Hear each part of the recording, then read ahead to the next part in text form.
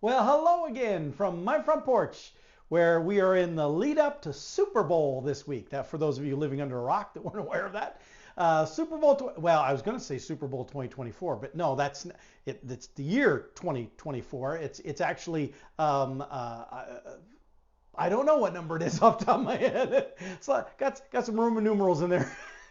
But anyway, it's a rematch from the Super Bowl 4 years ago, where it was the Kansas City Chiefs versus the 49ers. I remember it well because Lisa and I had just started going out at the beginning of February 6th, and it was our first date. And the Super Bowl was just shortly after that, and it was my team, the Kansas City Chiefs, versus her team, the 49ers.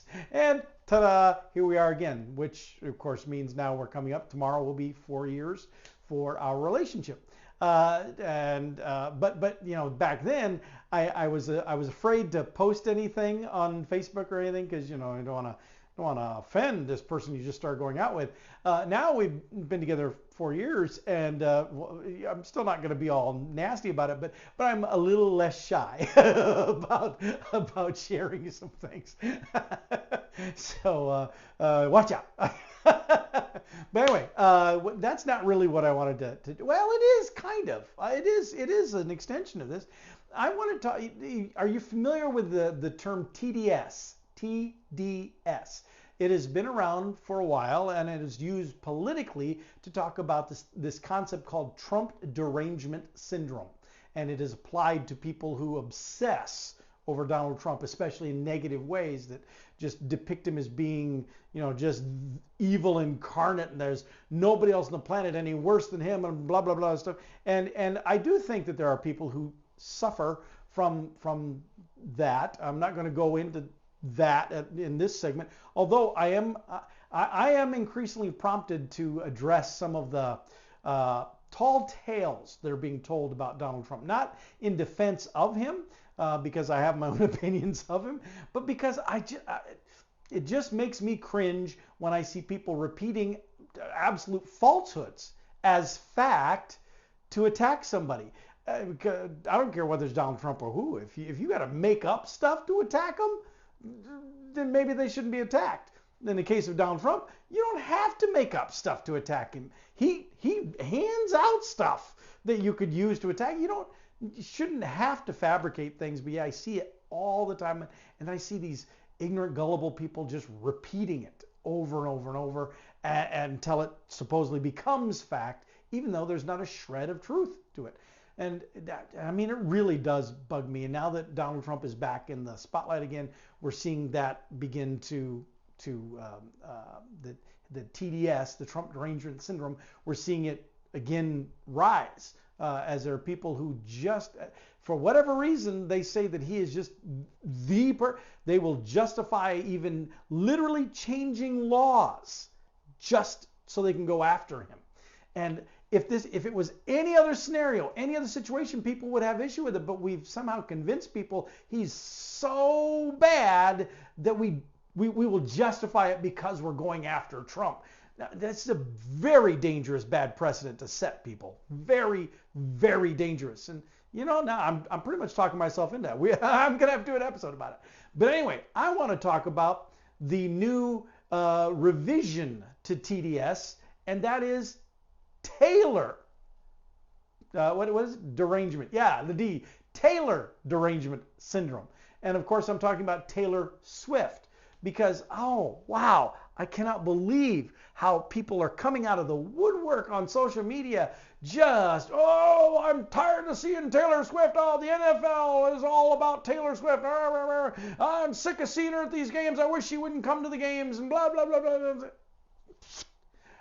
Now, I'm going to go on record. I'm going to reveal something about myself. I'm not a Taylor Swift fan. Surprise. It's not that I loathe her. It's not that. It's just I really don't like her music. In fact, there's probably 2, maybe 3 songs that I would say I have heard and knew that they were a Taylor Swift song. But even those small handful of songs, if one started playing, I couldn't tell you which one it was because to me, they all sound the same. Now I know a real Taylor Swift fan, a Swiftie as they call them, would take great umbrage with that. Oh, they don't know. And fine, I get that. People say that about the Monkees, and if you said that to me, I'd be like, put them up. So I get it. You like the artist and you disagree with that, but I don't like the artist.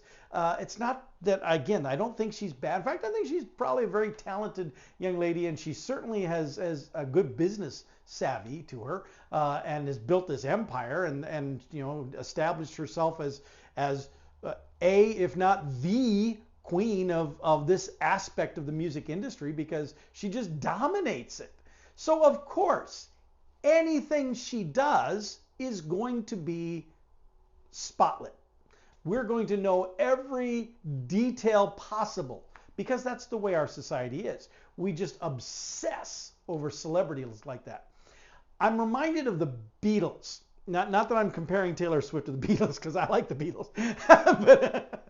but I have these recorded. The Beatles back in the day, in the 60s, they used to have a radio show in England called Pop Go the Beatles.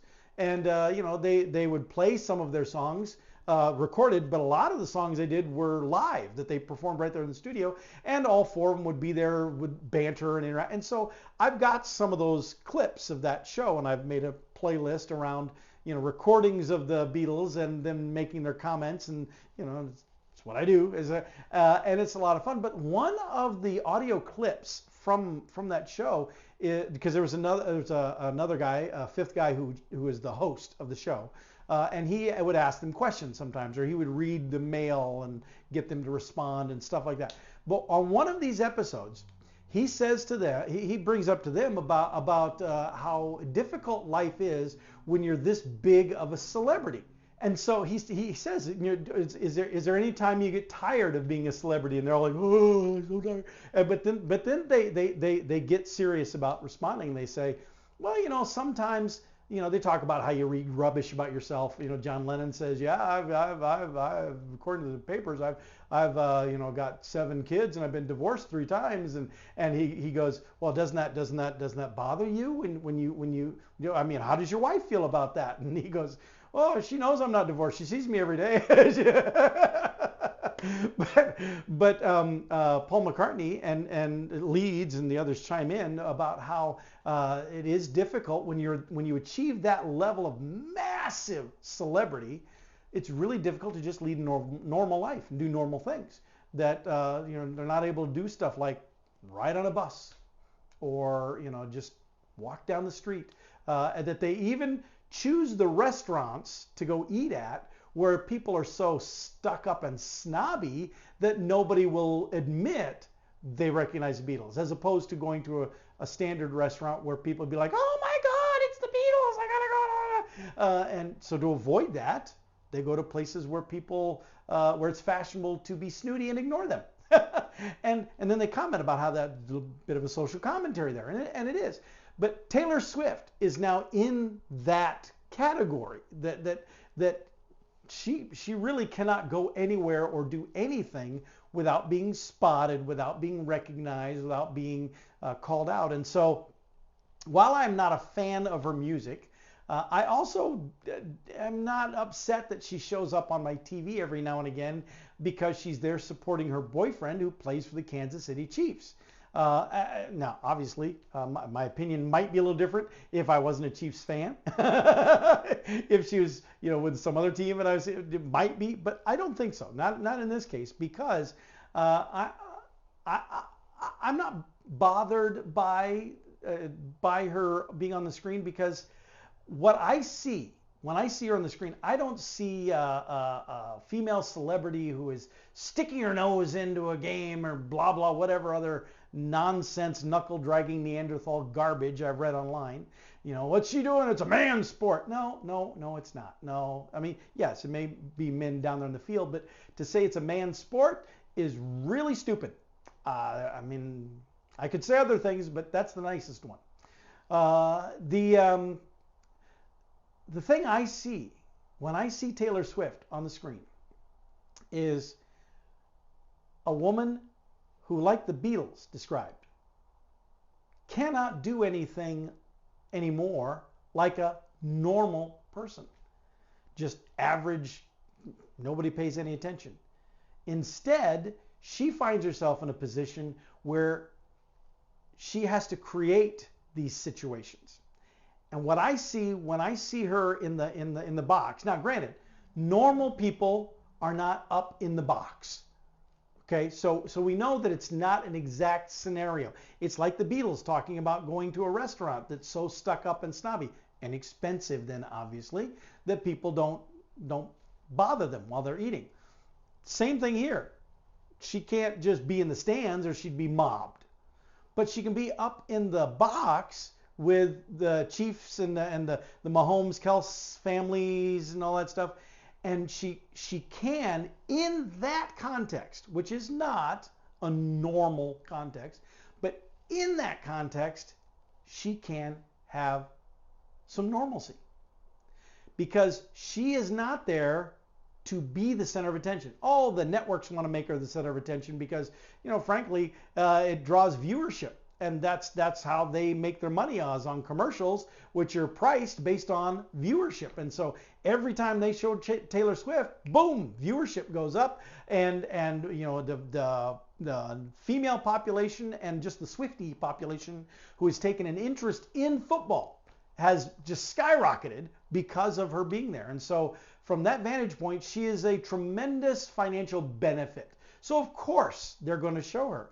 But she's not asking to be shown. She's not showing up and saying, hey, everybody, look at me. I've yet to see that be the case. What I see is her being there and keeping an eye on her boyfriend who's down on the field playing and being just this incredible supportive girlfriend. That's what she's doing. She is with the family and friends of in that world that she has now created. She is cheering on her boyfriend and his colleagues down on the field, just as any good spouse or girlfriend would do. And she's not being mobbed by people. She is being embraced and hugged and doing dancing and little hand gestures things and doing all of this stuff with her fellow people in that box that normal people take for granted. Regular average people are doing down in the stands and nobody cares. And that's what she's getting to experience for just a little bit during that game. But even at that, she's not completely anonymous because, of course, the camera's going to go, oh, there's Taylor. She's up in the box. That's good. Yeah. And I see people say, oh, I'm sick of every time Kelsey does something good, they got to show Taylor. Again, they're doing it for financial reasons for themselves. But also, what's the harm? She's being supportive of her boyfriend. Why is this such a problem? And not only is it a problem for some, but it seems downright offensive. I've seen people interpreting all kinds of other things into it. The most interesting one that I've seen is that because Taylor Swift is not a fan of Donald Trump, who we referenced a little bit ago, that her whole objective here in dating Kelsey and being part of all this is so that she could be visible, supporting them going into the Super Bowl, and then when they win the Super Bowl, she's going to be able to just champion on that and endorse Biden and blah blah. Now, will she potentially do that? Well, very likely. She's indicated in the past that she likes Biden. No accounting for taste. Again, I don't even like her music, but I know. Yeah, she seems very smart, except in that instance. I don't know. But anyway, the reality is that she doesn't have to be dating him to do that politically. They don't have to win the Super Bowl for her to do that politically. And in fact, she started dating him way back early in the season, at a time when people weren't even sure that the Chiefs would even make it back to the Super Bowl, because let's be honest, there was a period of time in there where their receivers had some trouble with something like catching the ball. and it was really painful as a fan to watch, because I knew they could play better than they were playing, but apparently they did not. And so now they got their mojo back, and they're obviously back in the Super Bowl. And so say, well, that's because the whole thing is rigged. That's it, and that's the people like that, I just want to smack some common sense into them. But that's kind of illegal, so you can't do that. Because I watch these games and I know full well that the Chiefs. Well, first of all, the Chiefs have had more penalties than a lot of other teams. And then it's well, it's not the penalty count; it's when the penalty is made and how did it impact. And there's all these, and like the game against the Ravens, I tell you. You can say what you want about officials making calls in there, but I think the Ravens did more to help the Chiefs win than the officials did. The Ravens, I'm not sure exactly what they were doing during some of those plays, and I mean some of the stunts that they pulled that they got caught on. I think their issue is they got caught. Really, it just blew my mind. So why would you even do that? But again, I digress. The reality though is Taylor Swift had nothing to do with any of that. At least I don't believe. I don't see her down there on the field whispering in the official's ear, cut the Chiefs some slack. No, I don't think that's the case at all. And so this whole thing about people being so wrapped up in Taylor Swift, to me, it is Taylor Derangement Syndrome. It's a whole new redefinition of TDS. And it is just as ugly targeted at Taylor as it is when it was targeted at Trump, in my opinion. People just need to grow up, knock it off. It's a football game, and there's a girl supporting her boyfriend. Deal with it. All right. Well, I got that off my chest now. So with that, I'll let y'all go, and I'll see you next time from my front porch.